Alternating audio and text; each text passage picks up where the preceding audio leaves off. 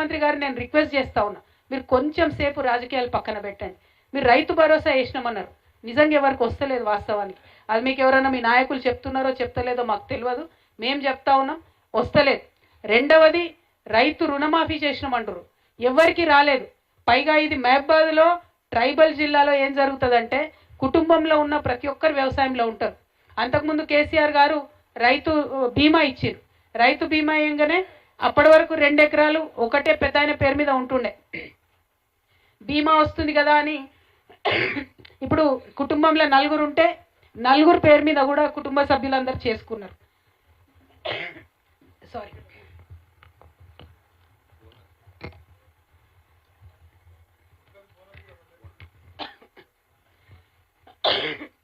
Extremely sorry.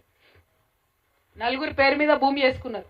భూమి చేసుకున్నాక ఏమైంది, ఈయన అధికారంలోకి రాకముందు ఏం చెప్పిండు రేవంత్ రెడ్డి, మీరు ఓన్లీ బ్యాంకులకు లోన్లు తెచ్చుకోండి, మనిషికి 2 లక్షలు, మేము 9 డిసెంబర్ అధికారంలోకి వస్తాం, 9 డిసెంబర్ మీకు లోన్ వేవర్ చేస్తామని చెప్పిండు.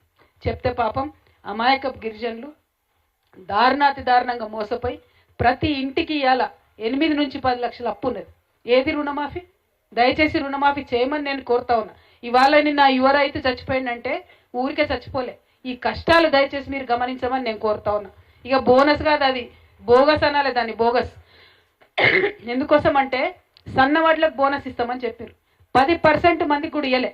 మొత్తం రైతులు అమ్మేదాకా చూసిరు, అమ్మినాక లాస్ట్లో కొంతమందికి ఇక బోనస్ ఇచ్చినామని 2-3 ఊర్లల్లో ఇట్లా విధులిచ్చినట్టు బోనస్ ఇచ్చారు. ఎందుకోసం చేస్తున్నారు ఇట్లా మోసం? ఎవరి కోసం చేస్తున్నారు? రైతుల కష్టాలు పట్టించుకోండి.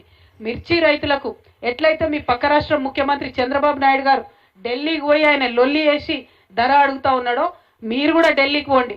మిర్చి రైతులకు కనీసం 25,000 రూపాయలు మద్దతు ధర కేంద్రం నుంచి మీరు తీసుకురండి.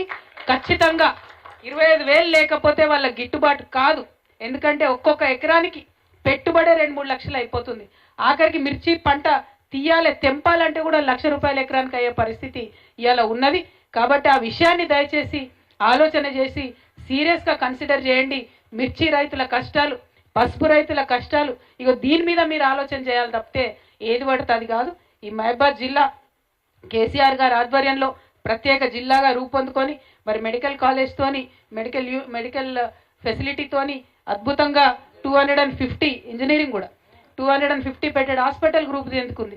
మరి ఇలా మరిపెడలో 100 బెడ్లతో మనం హాస్పిటల్ ఇచ్చినాం, కానీ అది మాత్రం ఎక్కడ ఉన్నదో అక్కడనే ఉన్నది. ఇలా దాని మీద పట్టించుకోండి, అటువంటి అంశాల మీద పట్టించుకోండి.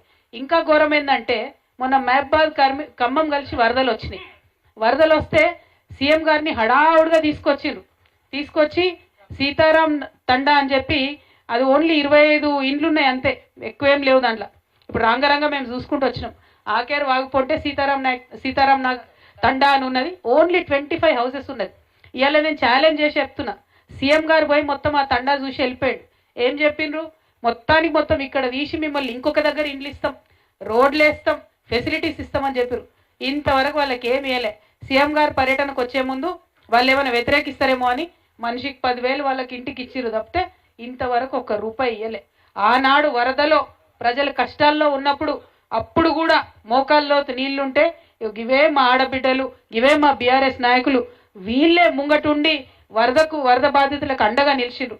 డైరెక్ట్గా వదిరాజు రవిచంద్రన్న గారు ఒక లారీ నిండా సరుకులు పంపించి ఆయన ఇక్కడ పర్సనల్ డబ్బులతోనే డిస్ట్రిబ్యూషన్ చేయించిండు తప్పితే ప్రభుత్వానికి మనసు రాలేదు. కనీసం ప్రభుత్వం 1 పైసా కూడా ఇయ్యలేదు.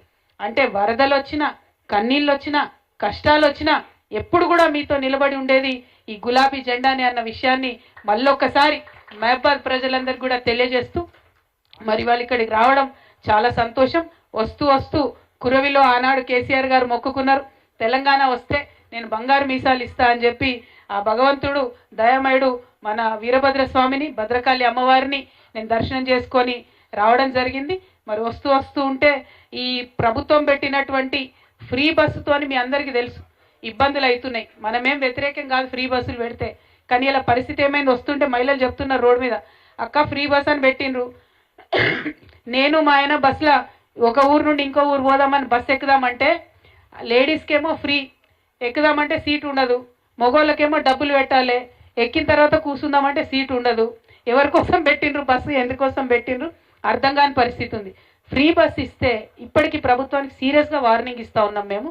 మీరు మహిళల ఆత్మగౌరవం దెబ్బతినేలాగా, వారికి అవమానం జరిగేలాగా కార్యక్రమాలు పథకాలు ఇవ్వకండి. మీకు చేతనైతే ఫ్రీ బస్ పెట్టిండ్రు, బస్సుల సంఖ్య పెంచండి. అప్పుడైతే టికెట్ కొన్న మగవాళ్ళకు కూడా సీట్లు దొరుకుతాయి. ఫ్రీ బస్ ఇచ్చినటువంటి లేడీస్ కూడా కంఫర్టబుల్గా వెళ్ళగలుగుతారు.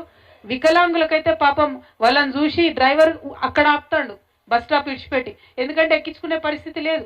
డ్రైవర్ లేదు కూడా తప్పు లేదు, బస్సు తక్కువ ఉన్నాయి, ప్రెషర్ ఎక్కువ ఉన్నది. సో ఇటువంటి కార్యక్రమాలు కాకుండా మరి మంచి కార్యక్రమాలు చేయమని కోరుతున్నాం. మరి ఫ్రీ బస్ పెట్టంగానే ఆటో వాళ్ళకు కూడా పాపం బాగా ఇబ్బంది జరిగింది. వాళ్ళ పక్షాన మన పార్టీ నుండి కూడా పోరాటం చేస్తూ ఉన్నాం. ఏదైతే రేవంత్ రెడ్డి గారు ఆటో వాళ్లకు 12,000 రూపాయలు ఇస్తాం సంవత్సరానికి అని చెప్పినరో అది తక్షణమే రిలీజ్ చేయవలసిందిగా కూడా మేము డిమాండ్ చేస్తూ